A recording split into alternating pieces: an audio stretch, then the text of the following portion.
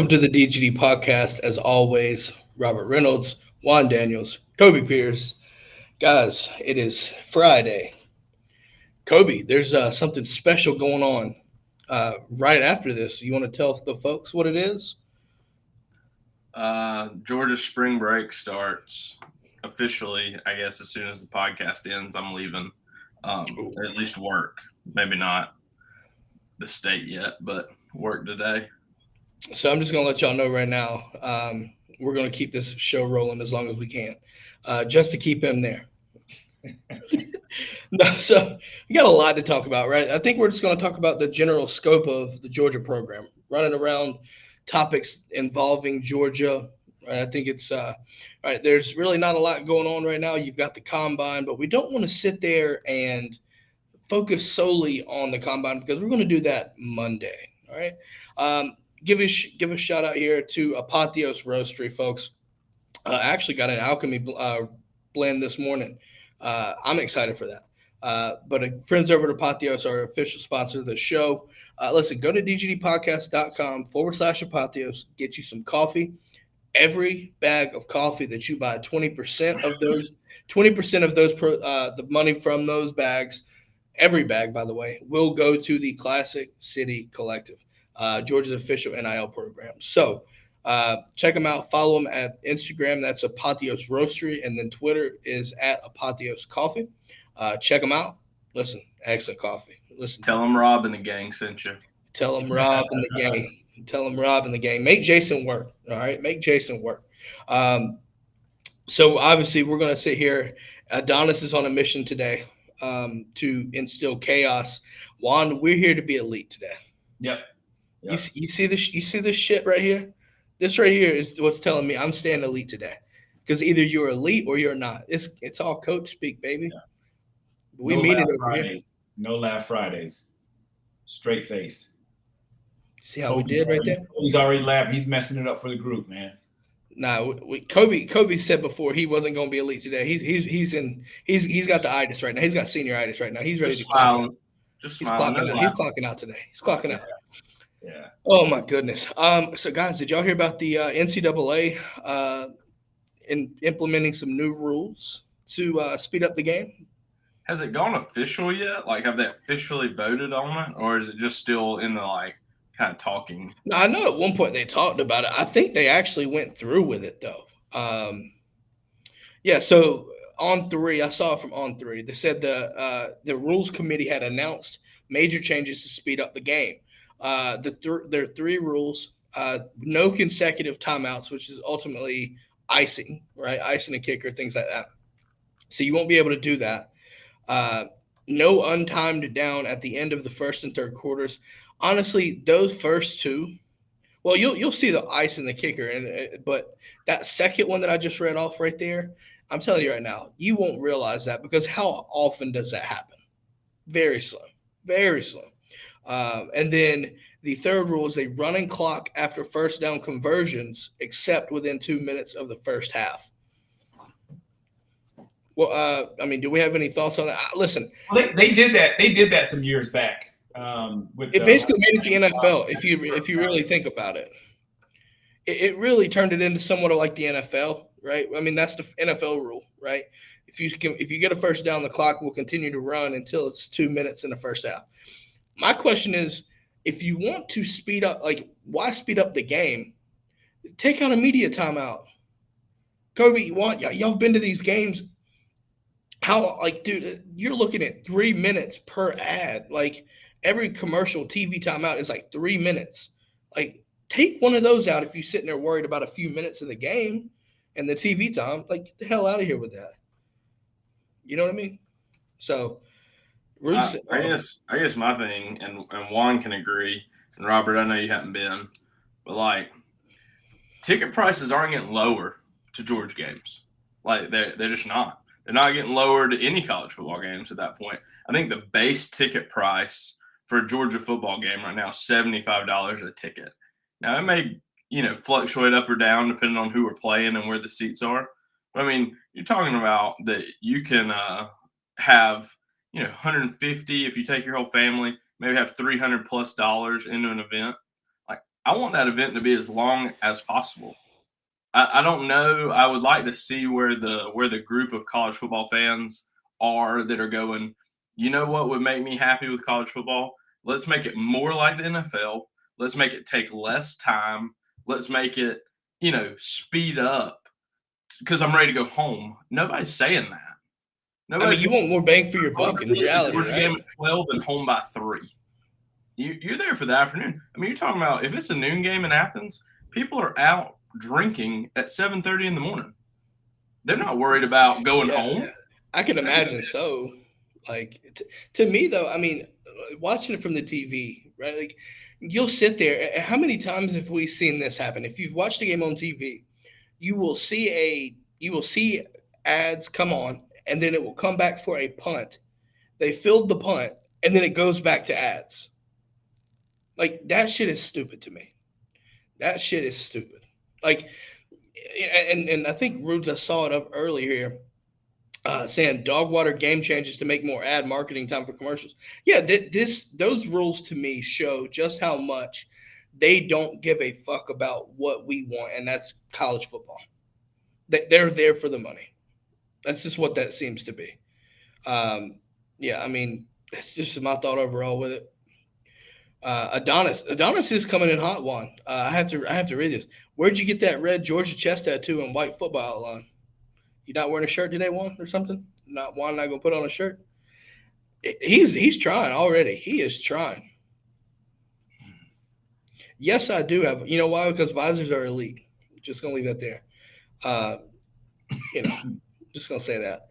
Um, but no, ultimately though, I think I'm not necessarily a fan of speeding the game up. Just take out a fucking just take out media timeouts. Like, how often do y'all sit there watch 3.5 minutes of sitting there in the game stands? Like y'all going there watching them. You sitting there having to wait for 3 minutes before shit happens. Like, what's the point in that? You know what I mean? Like, ultimately, we kind of know. That's all I'm going to say there. Anybody got any questions? Well, at some point, it takes away from your ability to, in college, all these teams are trying to go tempo. Like, you look like a team like Tennessee who's only taking a minute and 30, minute 50 off the clock for some drives. You run into a team like Georgia where they don't stop the clock on first down. Those famous like Kirby Smart death marches. I mean, those are going to get into be like 8, 9, 10-minute drives if you're not careful. They're going to just, I mean, he's going to line up in personnel, run the ball at you, and if the clock don't stop ever, I mean, it is just going to tick, tick, tick all the way down. And then I don't know. It just is. It just to me, it's not a good change. It doesn't make sense in how you could think it's a good change. I don't think the product. I mean, hell, I don't think the product was the issue. Like, if you're gonna make a change, why don't you focus on implementing something right for injuries, right? Injury timeouts, faking them injuries, slow up, fast paced defense down. I mean, offense down, right? Think about it. How many times have we seen a fast paced offense go tempo, and then there's just a timing of it where a guy gets like a cramp or whatever and goes down for it and stops the momentum. Like, make him sit out for a drive, and then that'll stop people from doing that shit. Just my thoughts. Juan, do you move the rocking chairs to the porch in the summer, keeping those pesky kids off your lawn? Juan's holding up today. I'm proud of you, Juan. My man came in being elite. He said he was going to be elite. He's fucking proving it right now. I ain't even mad. So I saw a couple comments about this, about the combine last night. We'll talk briefly on this. We're going to do kind of a super in-depth breakdown of what it all means. But Motivated and Dedicated says, didn't know that Robert Bill was that fast. She's. And also, Rude says 448 at 6'4", 250 is going to hurt somebody. Robert Bill surprised me yesterday. He surprised me. I'm just going to leave it at that. I think he went from undrafted to somebody's going to take a chance on him late. I think that's the kind of movement he made. I mean, there's some teams out there that are going back and watching that film. I mean, at some point we know that if you get taken 6th, 7th round, Like the odds that you even make the 53-man roster are slim. So I feel like somebody's definitely going to take a chance on him, see if he has a good camp, see if he can put all the pieces together, stay healthy, and be a good backup. We'll see. I mean, to me, he's still right there on the cusp of he just doesn't have the production here that I think correlates to the next level. He doesn't have the best, move off the edge. He doesn't really defeat that many blocks in the passing game. I think he's really good in the run. So if you get a team that can see that and use that properly, then that's great. But don't count on him, coming up in a big time moment with a big time sack consistently. He will. He flashes, but when Yeah, you I need mean, him, will he always be there? I'm not really sure. well, I He's mean, also this is where the lack of I mean, that's the biggest thing. I mean, he doesn't have all of those things, but he's Georgia built. And, I'm taking chances on Georgia guys. And I think that the NFL right now is finding out that, they're finding out that Georgia guys are, they're durable, and they contribute big time. So I'm wishing the best for Beal. now. I mean, my thought is when you watch him on film, right, and watch him during the games, he plays. That's the stupidest thing. Come on. Am I the only one that won? Rocking Am I chairs. God Almighty? And I don't know why robbing the game just hurts me so bad. I just don't. That may seriously be one of the funniest things. And now it's down to me. God Almighty. Oh man. All right. Sorry. No, I will. No, okay. Now that we got it out of our system here, I do think that Robert Bill kind of played a little bit slower, and I think it's because he didn't have the reps that you would need. Because you could feel like you could watch him. He knew what to do, but he was thinking a lot. And y'all know this. If you're thinking, you play slower, right? So I think the more reps he gets, the better he will become. And I think that's a team. There's a team out there that will notice that, and I think they'll take a shot on him, right? Ultimately, let's get this man, get him some reps, get him comfortable with it, and make him just play instead of think. And if he can do that, yeah, This is going to sound super hater, and I don't want to because I know Robert and, we're friends, we play, we're teammates. But, dude's 26 years old right now. I mean, he's older than most people are in the NFL. So he is going to have a very short lifespan of he either needs to pan out this year or teams are going to start going, why are we signing? Why are we looking at some 27, 28-year-old guy in our camp when there's a 20-year-old guy that, we maybe can put on the P squad, and by the time he's 22, he can play for us. It's kind of like Stetson. It's the same thing with him. Your lifespan, you've already shortened it so much. You really are going to have to impress right now. Otherwise, teams are going to move on from you. That's why I worry about Hendon Hooker having the ACL injury. He's already 26. yeah. He's not going to get to play this whole football season more than likely. You're talking about you're investing in a guy that's going to be 27, which with the way quarterbacks are going, maybe can give you 10 years, maybe play from 27 to 37. But just definitely still a young man's league. Well, and Adonis made a great point. I mean, there's the XFL. There's also going to be the USFL. So there's going to be chances, for him if it doesn't make. But like you said, Kobe, that life cycle, man, it's really, really slimming down because you look at a Jalen Hurts, for instance, and a lot of these guys are just 24. So many guys are so young right now. So when you're getting to 26 and you're just starting your professional career, your time is going to be very, very limited. Yeah, I think, just looking at it, right? Like when we take a look at overall, and obviously the combine is still going on, but you're seeing a lot younger guys coming out, and I think, like you said, though, drafting a guy that's 26, Kobe, you're exactly right. I think, you know what I mean? I mean, you see the physical gifts that Bill's got, right? He's 4.48 official, right? That's moving. But you just need him to, to be. You would think the experience and things like that. Ultimately, listen, I think he didn't hurt himself whatsoever by any stretch of the means. Well, I think we can leave that there. Motivated, dedicated says Hooker was so overhyped. I think he fit Heupel's system, but when he played a defense that all you have to do is just get in his face and make him feel like the pocket's closing, he turns from an accurate quarterback to a not so accurate quarterback quick. Wait, who said that? I don't know if I agree with that. Motivated and dedicated said Hooker was so overhyped. Oh no, I don't agree with that. Yeah, I don't think I do either. Agree with that at all. He had a bad game against us. Yeah, he had a bad. Yeah, I don't agree with that at all. He slaughtered the teams that he played. He's a guy that I wouldn't have wanted to see again. And that if we had to rematch him or play him in that college football playoff, if they would have caught us like the way that Ohio State played with the receivers that they had, I wouldn't want to see them. I just don't know. He blossomed late. You're right. He wasn't great early in his career, but I really think that he put it all together. I think the offense they ran helped him put it all together. But he has a strong arm. He can make all the throws, and he can beat you with his legs when he needs to. Yeah.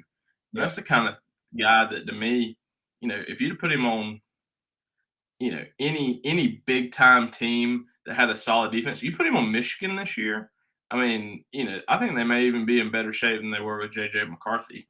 Oh, I think he just fit this. I just think he fit Heupel's system, though. Let's be honest, because it's not just Heupel's system. He could have gone. He could have gone and played pretty much anywhere. He's. I just thought he was that good. He was probably, one of the top quarterbacks in the SEC. I give nudge to Bryce Young, but then after Bryce Young, let's put it this way. I still think if they beat South Carolina and he doesn't get hurt, that he's probably top 2 in the Heisman voting. Yeah. I think. Easy. It very well could have been, yeah. So, Pat asked if we can get some Juan Daniels combine video. I don't think we have anything related to the Flintstones, so can't do that. Yeah, I don't think you want to see that. I don't think you want to see that. And, speaking of combine, I know it was funny that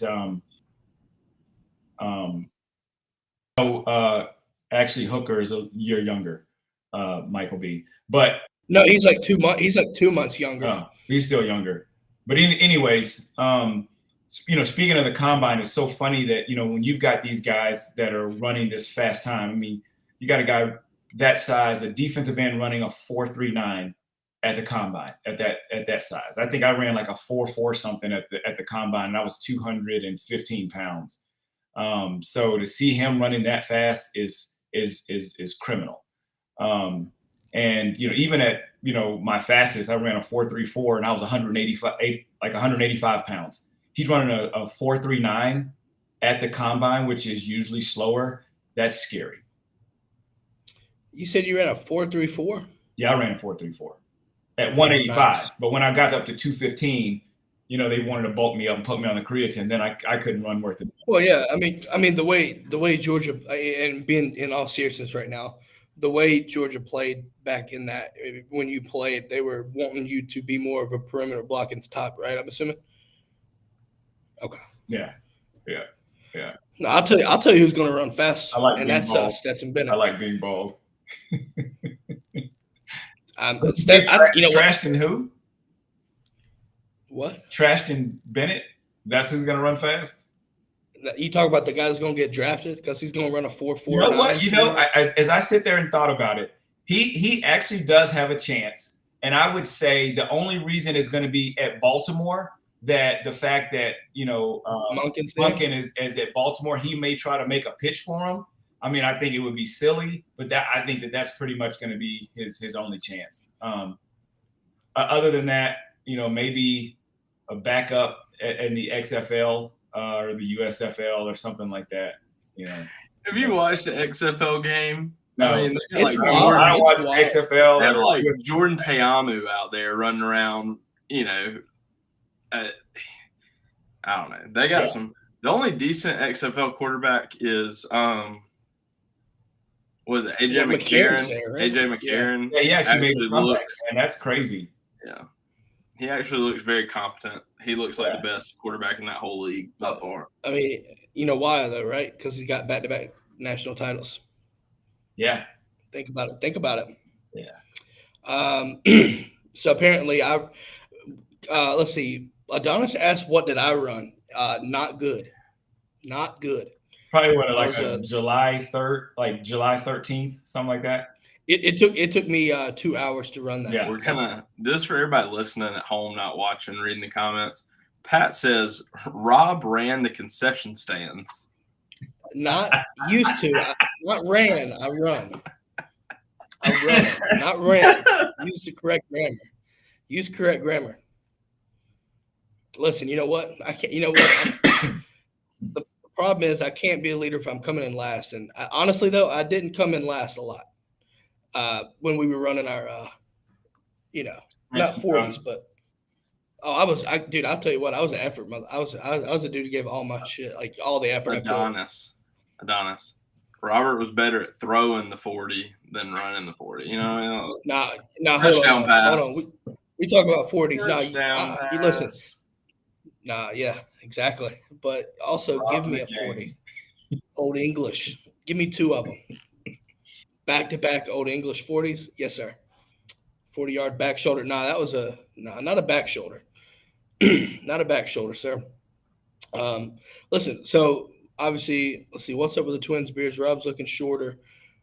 No, I cut it a while back, but it's chilling. So put some respect on my man's name, Juan, before I destroy the only tape of your games on the stones of the 10 Commandments. Let it die. Let it die. If it dies, it dies. Nice. It dies. With that being said, okay, so I have a good question. Roots had some good questions early. Juan, what kind of offense did you run in the 90s when you played? That's actually a good question. Yeah. So we ran more of your traditional I that you would find at like an Iowa or something like that. And then we also had the spread. So it was, between that. Every now and then we would go 3 wide receivers, but we were more old school. So if you wanted to see what Georgia looked like back then, watching ice, it's boring, it's painful. And then every now and then you just kind of jump into 4 wides and then try to go up and down the field. Yeah. I was going to say we saw some Juan Daniels touchdowns, back in the day. There's a reason why you're number 10 overall right now. Number 10. When you were there, how were they getting plays into y'all? Were they just signaling to the quarterback and he called the whole play? Or did y'all all have signals? We all had signals. And so what we would do is we would just base huddle. They would just give us the play call. We had one guy that we would look at. One series we'd go, they'd say on the body, our play. So this was like number 1. So we'd run number 1. The next one would be, just on your hand. So they'd say 1, and then they would say the next one is just going to be the number. So we had just different ways to do all of your plays. And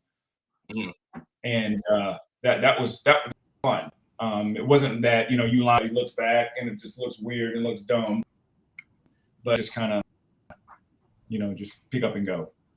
Well, it's super effective, especially like compared to the NFL where they're like radioing in and he's having to, read off and remember, I'm sure a lot of people have heard like 14 words play and the receiver's only listening for 4 of those words and things like that can just be very confusing. It's a lot easier when you can signal in and that signal like 1-1-1, like the offensive line immediately knows what 1 means, receivers. It just makes things a lot quicker and more efficient. God, Juan went from being elite to not fast. Pat facts, man. He said I had a 1,975 yard receiving, which coincidentally is the same year I graduated from Georgia. Are you sure you weren't dyslexic, Pat, and said 1795? Yeah, and then Black Adonis was like, "Do we have Nokia side headsets?" Now that might be a serious question because Nokia was hot back in the day. Yeah, they were big way back then. Now again, we just had the tin can. Where, like you said, the tin can, the string went all the way up to the press box and stuff. Oh, I was about to say, what about Zaire? The string and mess everything up. Morse telegraph. That's a lot of fun, man. We enjoyed it. Smoke signals. Joe Huff, welcome to the brigade. I haven't seen that name before.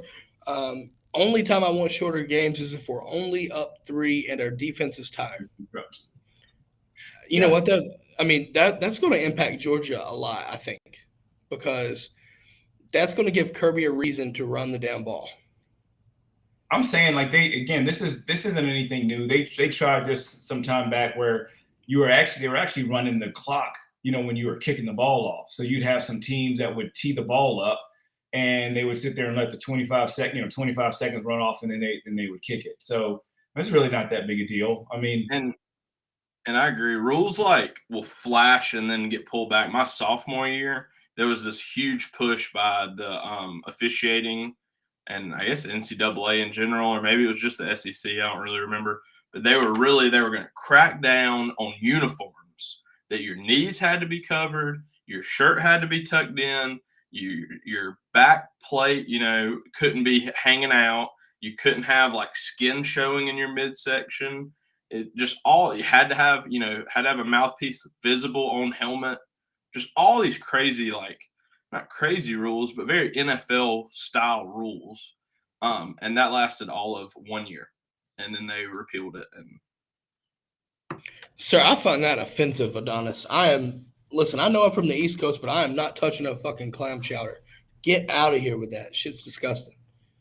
Joel, yes, I did wear a crop top jersey. Yeah, I had my abs showing for sure. I miss those days of having abs, but no longer. Yep, there you go. Crop top. Crop top one. It's the high top hip pads for me. Yeah.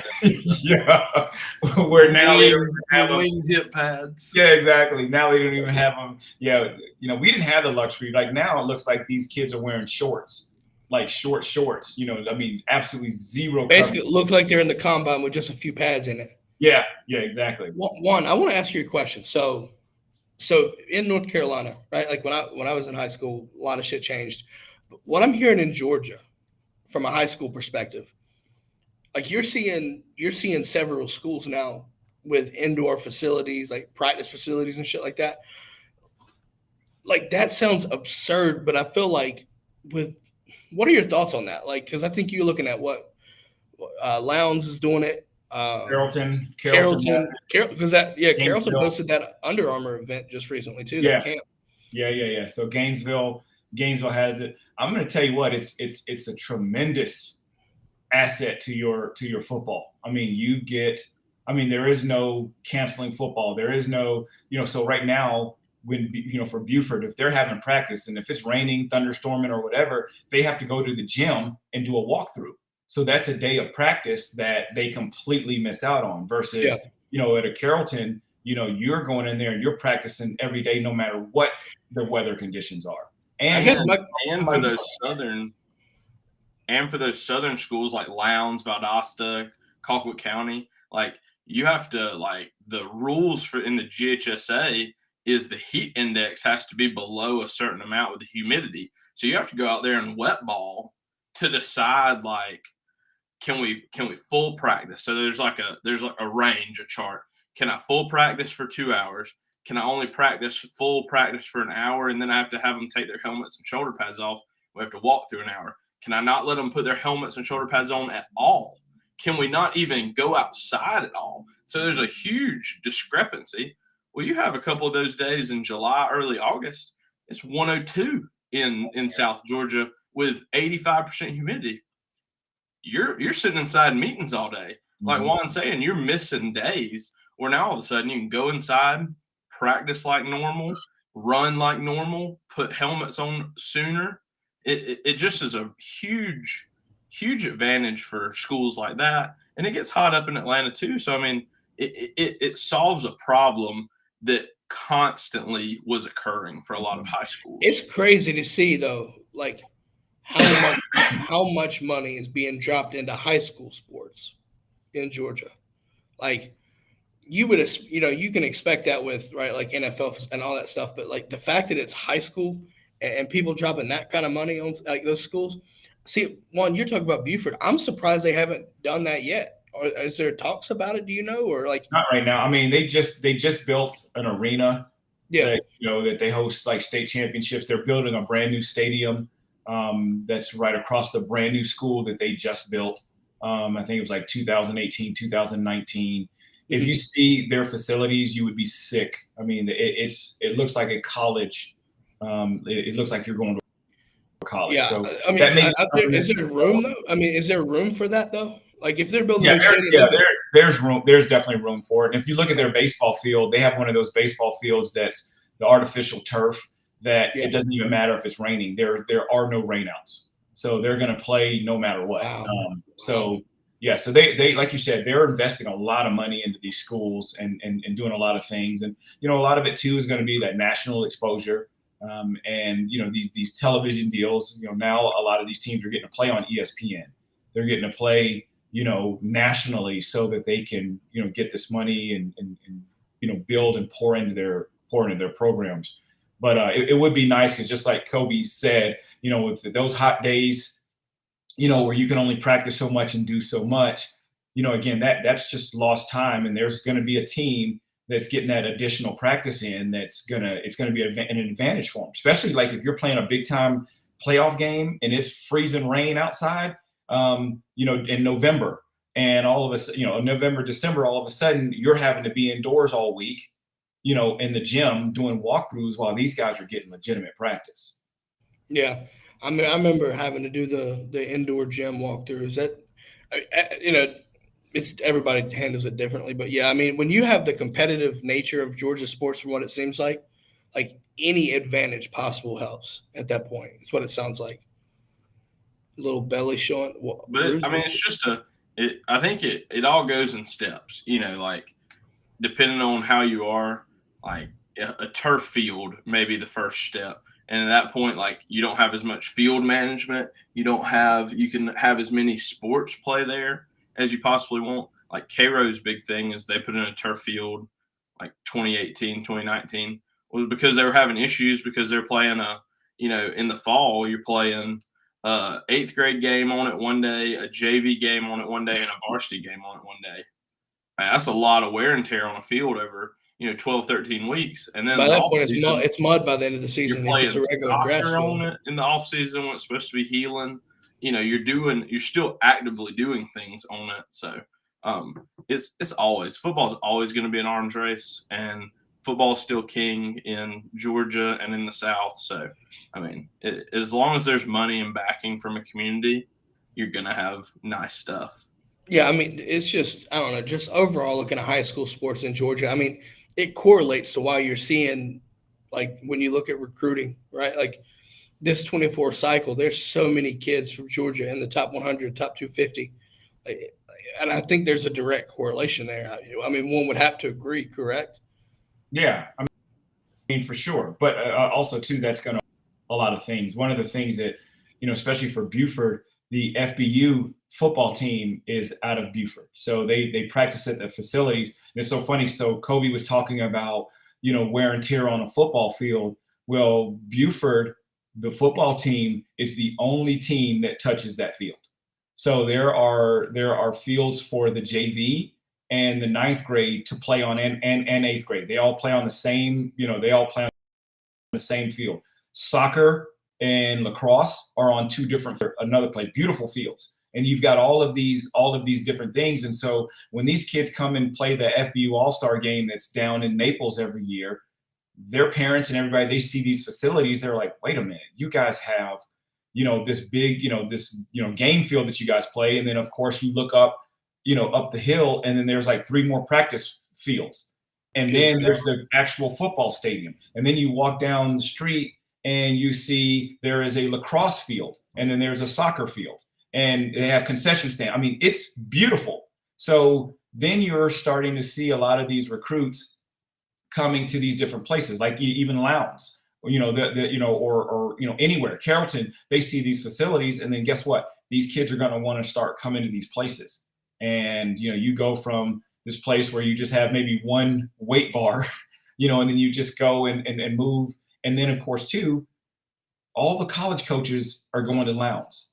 They're going to Buford. They're going to Colquitt County, Valdosta. They're going to Carrollton to see these athletes at these little different events. And so, they just want to go to where these coaches are going. And you're promoting that within the state, and the GHSA is trying to regulate it as much as possible. You look at, Garcia that transferred to Valdosta, and even Gabe Harris this year transferred to Valdosta as well. I mean, they both went from lesser schools to one of the, Valdosta's title town. Valdosta High School's won, so many state championships and national championships. They have unbelievable facilities. Mm-hmm. You go from a Thomas County Central who this year was like 13-0 before losing the state playoffs.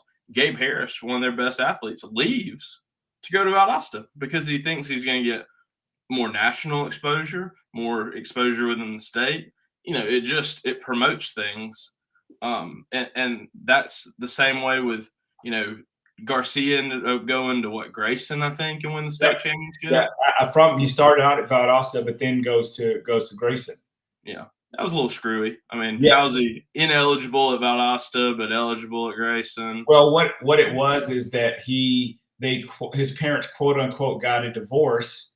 And then he moved with his parents and moved with his dad down there, but they didn't recognize that. So the mom then flies from California, and then they both are back together all of a sudden, and then they establish in Grayson, and all of a sudden he's eligible. It's a little crazy. It was a little questionable. Yeah. Just for JOWG. If you're reading the comments, you understand. No, so I think Rude's had a good question here. I think Kobe, he asked it for you. Asked some questions about O-line technique, how the block scheme has changed under Coach Searles and a few others like footwork and point of impact. I guess, Rudes, if you want to reiterate the question just to help him make sure we're answering your question the right way, shoot it in the chat, and then we'll answer that question. Roots is going to bark, apparently. Well, all you got to do is just show a little bit of an old crop top one and got Roots going. JOWG for some reason, too. Even though we haven't said. What classification is Buford in now? 7. 7-8. Are they all the way up to 7? Yep, they're in the highest. Yeah, I know, I heard that Buford's the only school to go from 1 through 6 with a state title, and if they win 1 and 7, they'll have it in every single classification. Every single class, yep. Oh, okay. So, Rudes, to answer Kobe, he asked, how was his point of impact, hands, and footwork as an O-lineman? Well, here you go. There you go. So, to be more specific. Yeah. So I'm not 100% sure. Obviously, didn't play under Searles. My whole time was under Pittman. I really haven't been to a practice to see what he's emphasizing. I know Pitt's big thing was quick hands. Quick hands win. A lot of times people say, low man wins. But if you can stop someone's forward momentum or their first move, you can really impact kind of their plan and their pass rush. So it kind of is here and there. I would say I could probably talk to you more about the people that Pitt was recruiting. His blocking scheme for him was a lot of man. And then once we moved over from Pittman, I think we've been running a lot of zone. And I still think we're running a lot of zone schemes now. Yeah, you kind of – well, all right, Kobe, another question. They're trying to keep you here as long as possible. I always have a good time. I like doing it on Fridays too. So Adonis asks, I play quarterback receiver, so that's actually or usually who I'm watching. As a long snapper, do you find yourself watching the long snapper and critiquing them? Yes. I think it's only natural in every position that you go, oh, that was a good snap, or if it's raining and somebody has a good snap.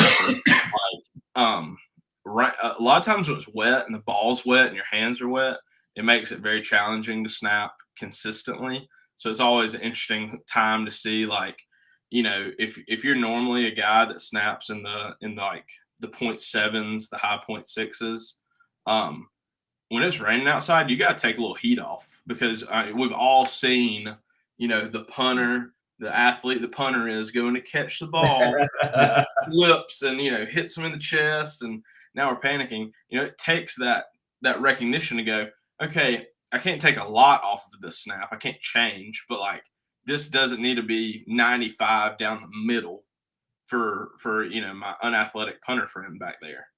And then what's really impressive to me is like guys in the NFL are unbelievable. Like, they snap 50 balls, all 50 are laces at the top. So you can really get an appreciation for how well that, how consistent and how well practiced they are doing that. Were either of the Ferguson brothers at LSU when you were there? Yeah, I knew the younger Ferguson. Yeah, is it Reed? They were Buford. They're Buford guys. Both of them came from Buford. There was a pipeline for a while from Buford to LSU for snapping because even the guy after Blake, was it Blake and Reed? Wasn't it? Skinner was y'all's. He went and played LSU's on the 19 team, I know, and now he's at Troy. So we had a guy last year who ended up going to Mercer, and then a guy this year who signed with Bowling Green to do long snapping. So Buford has some good snappers. There's a guy though that does a lot of like lessons out of Buford, I think, in correspondence with Rubio long snapping. I don't remember what the other guy's name is that does them predominantly out of Buford.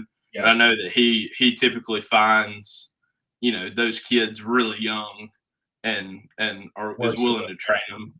So. Yeah. Michael B asks, how did you decide to be a long snapper? And Rudes asks, head down staring at the snapping target or up to catch the block? So Michael, I'll just say like I just was a center in high school and ended up just, starting a long snap as a freshman in high school, realizing I was like decent at it, went to a couple camps, learned how to properly do it. And then, you just speed practice, you find out, you're better than a majority of the people at being consistent. Head down staring is probably the best way to snap because it really doesn't take as much time as you think to like get your head back up and you're protected. So nobody can like line up over you, whether it's a field goal or a punt. So you have time to kind of get up. The blocking, that's pro style punting. That typically only happens in the pros. Georgia ran it when I was a freshman. We ran pro style punting, but almost nobody in college football runs pro style punts. They almost all run spread punt where you have like a decent split and it allows people to free release quicker to cover it versus, defend the block as well. Juan, these are some questions for you, sir. Adonis comes in. Juan, you versus Champ, 1-on-1, 10 routes. How many times do you beat him? Prime versus Prime. Prime 1 versus Prime Champ Bailey. I'd say probably at least 7. I would say at least 7. Ooh. Yeah. Also, has there been a Georgia DB? I was at easily running a 4.3. I'm much bigger than him. And again, it's a lot of it is just route running. I was just really good at it. That's the only time I'll ever say that I was like good at something, but route running was something that I was really, really good at. Also, has there been a Georgia DB that you honestly think could shut you down? No.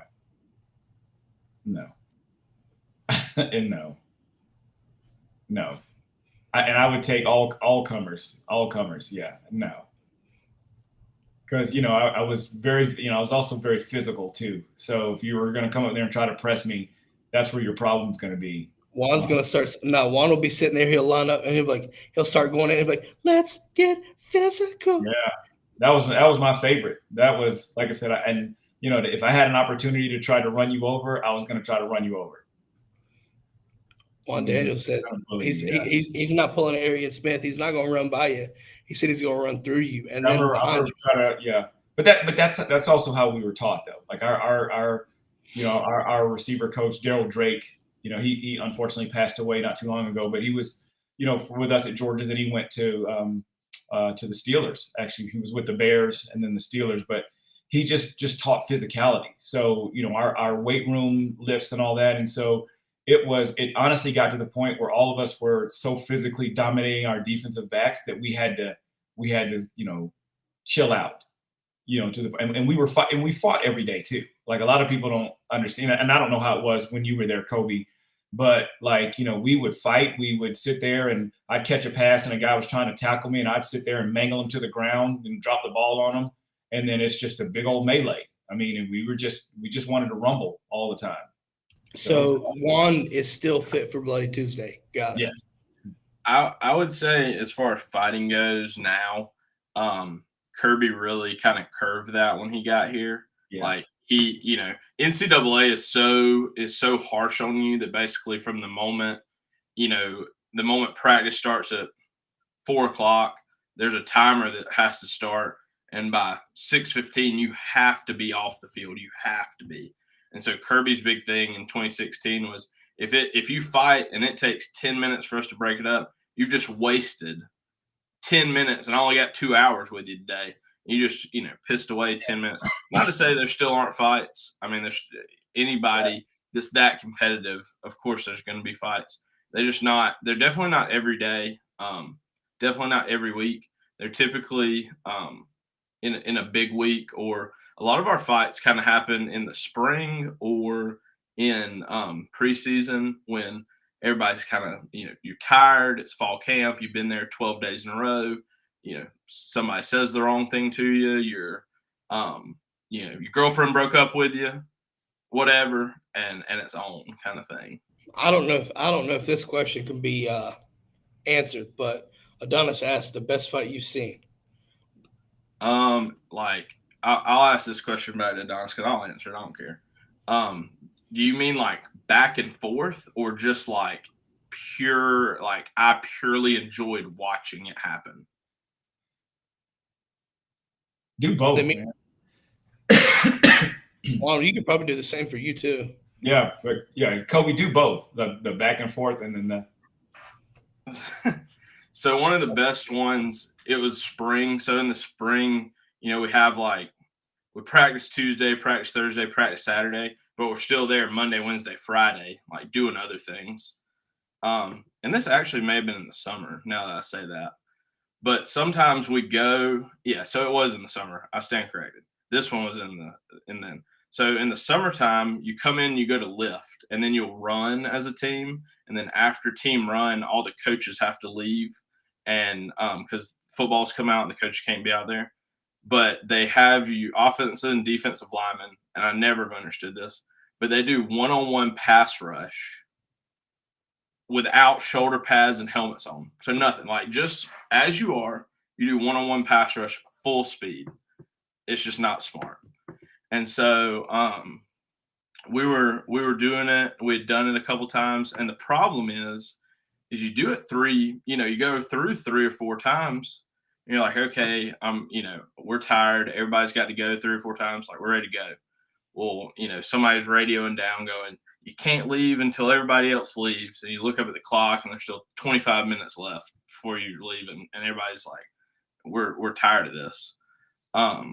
So Jonathan Ledbetter and offensive lineman, I will not specify, go take a rep. This guy had just, and you're going to have to help me. Is it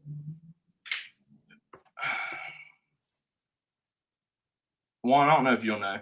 What fraternities do all of them brand after you've been inducted normally, or is there a specific one? Yeah. They're all of them pretty much like Sigma, and the Qs and all that. Yeah, they all. Yep. What's the Q look like, or what's the? Is it Omega? That's like a loop. You know what I'm talking about? Yeah, I think so. That's So whatever. So this guy had just been inducted or, introduced. So he had a huge brand marking here, a huge brand here, and then 2 on his chest. And he's out there doing, one-on-one pass rush. And so Led hits him with a long arm to one of them and then swats his arm on the other one. And I mean, immediately he's like, "That's up. Like, you know, I got these brandings like just this week." And he's like, if I had no better, he's like, "I beat your ass." And Led was like, "Come on then." This man took a half a step towards Led, and he hit him 4 times in the face before he could like take 2 whole steps at him. And he just crumpled over in the middle of all of us, knocked him out cold. And that's what we did the rest of 25 minutes, was wake him back up and keep him from going anywhere. So if Ledbetter has hard hands, check. But on the way it goes the other way, one more fight story, that'll be it. We were at practice. This was real practice in the season. And it involves Led again. And so we're on scout team. Led's on defense. I don't remember what week it was, but we're back and forth. And he's bothering one of our guards on the scout team. And they're chirping back and forth. And finally, they tangle. Led throws a punch. Other guy throws a punch. It knocks Led's helmet off when he throws the punch. So Led's helmet like pops off. He grabs the scout team lineman, grabs his helmet from the like ground, and doinks him on the head with it in the middle of practice. So like hits him like square across here, like cuts his nose. His nose is bleeding. They're still fighting. People are tearing him off, taking the helmet from him. That's just crazy. It's kind of like Miles Garrett or whoever did the Steelers quarterback. Yeah, that's right. Where like smacked him on the head. Yeah, we got a lot of trouble for that. We don't condone fighting, but if it makes dogs, I'm okay with it. I guess. Like it makes you tougher. I guess, right? I don't know. Who knows? Those are just 2 random ones that pop in my head. They're pretty funny. Juan, who'd you go with? Who'd you go at it with? I know you had to do it at least once. Oh, I fought with everybody. And it was funny. So when I got inducted into the Gwinnett County Hall of Fame, Kirby was the speaker. He was like the keynote speaker. That was the very first story he told. He said he didn't realize that it was, one of those things that where you fought every day. And he's like, the very first time he goes up against me, I think I got up and knocked him down, and he got up and pushed me, and I was like, well, here we go. So, you just fight every day. Black and fake news. All right. Yeah, I figure Juan would be the bully. Yeah, I got, and it's funny too, because you're just talking about fight stories. We had a center, his name was Brown Holtz, who fought all the time. I mean, he fought against this guy, Mitch Davis, who was like a, all SEC linebacker. I mean, they would just fight every single day, no matter what. And then the only time that they ever came together is in that 1993 game when we played Georgia Tech, and we had that big old rumble. Jesus. And it was bad. I mean, so I got a letter, and I probably 10 of our guys on our team got letters that said if we fight that next year, then we'll be suspended for the rest of the year. Was it? So obviously, we know now that you brought up Georgia Tech. I have to ask this: was the fight? Obviously, it was just 1-on-1, but like the Pickens fight, right? Yeah. Was it as intense as that? It was. Yeah. It was bad. Well, because that same guy, Mitch Davis, they had 3 Georgia Tech guys. So 2 of them had. One of them had an arm stretched out. The other one had an arm stretched out. And there was this guy that was just absolutely just wailing on him. I mean, it was really bad. Like, it was coaches out there on the field, everybody. I mean, it was a big time scrum, people coming off the bench, and, we were just in there just swinging, man. Just, it was crazy because I was hitting this guy in the back. I probably shouldn't have, but I did. And then I backed up because he turned around and I'm ready to fight with him, and I tripped over somebody. So I'm falling backwards, and then all of a sudden I just have all these cleats just kicking me in the face as I'm falling backwards. It was crazy, man. It was crazy. So Adonis tried to show me that I fought Mike Tyson's little brother's best friend one time. I broke my back. I broke my back. Spinal. Hey, Adonis got kicked out of our little morning basketball league for fighting a guy. They were like good friends, man. And he sit there and hit him with a 1-2. Like, I was like, good gracious. Adonis hit him with a chicken dinner. Oh man, he hit him with a nice 2-piece, like bam, bam. And he's up in out of the little club. He's up in witness protection up in Minnesota. It's all that's probably starting to come together. That's probably what it is. That's probably what it is. And every time I see the guy every now and then I just imagine his head going. And then Adonis is the modern day Paul Crew. Yeah. Oh yeah. Caretaker. Yeah. That might be me and Adonis if we teamed up together. Superstar versus half a star. 2-piece and a Coke. Not 2-piece Dr. Pepper, baby. You got to make it happen. No, in all seriousness, so I want to end this because I think this is fun to do. Did y'all hear about Nick Saban's comments about the scheduling? Did you hear about that? Mm-mm. Just that he said that, that they're talking about having them play Auburn, Tennessee, and LSU, or it would be their 3 or something like that.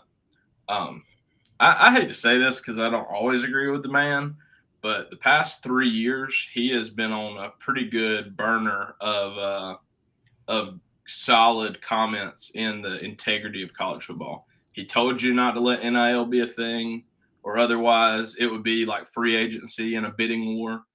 Now he's telling you that, this isn't the way the SEC should go as far as permanent scheduling. I mean, I get he's towards the end of his reign possibly, but it doesn't mean that the guy just turned into an idiot. Like, he understands what's good for football at some point.